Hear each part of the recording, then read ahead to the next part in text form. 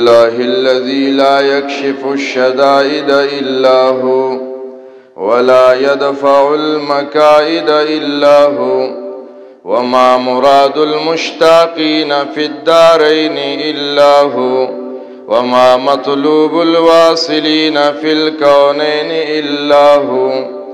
العباد كلهم فقراء لا غني إلا هو، والناس كلهم ضعفاء لا قوي إلا هو، لا حافظ ولا ناصر إلا هو. غافر الذنب وقابل التوب شديد العقاب ذي الطول لا إله إلا هو. هل من خالق غير الله يرزقكم من السماء والأرض؟ لا إله إلا هو. ومن يعلم السر والجهر؟ لا إله إلا هو. موسى على الطور حين ناداه قال لا إله إلا هو. إبراهيم في النار الحريق حين ناداه قال لا إله إلا هو. أيوب في شدة المرض حين ناداه قال لا إله إلا هو. يوسف في قعر البئر حين ناداه قال لا إله إلا هو. وأشهد أن لا إله إلا هو هو الحي لا إله إلا هو.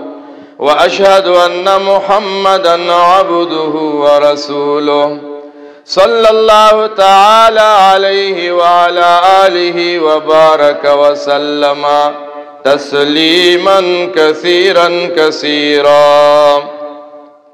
أما بعد، فيا أيها الناس، إنما الدنيا دائرة ولذتها فانية وطاعتها باقية، حاصلها فوت وآخرها موت. إخواني، بدن ضعيف وزاد قليل وبحر عميق والنار حريق، والميزان دقيق والصراط عديل والقيامة قريبا والحاكم رب جليل.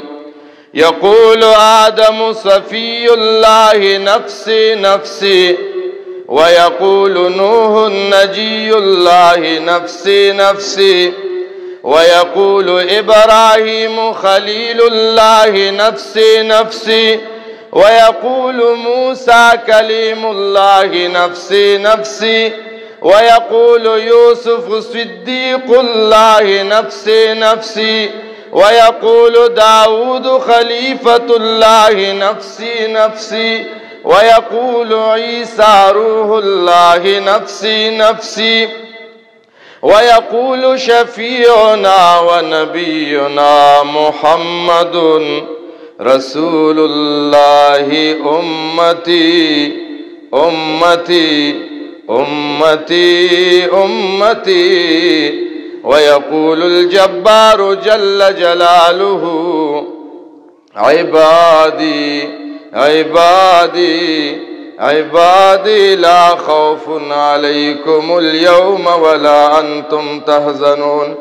بارك الله لي ولكم في القرآن العظيم، ونفعني وإياكم بالآيات والذكر الحكيم.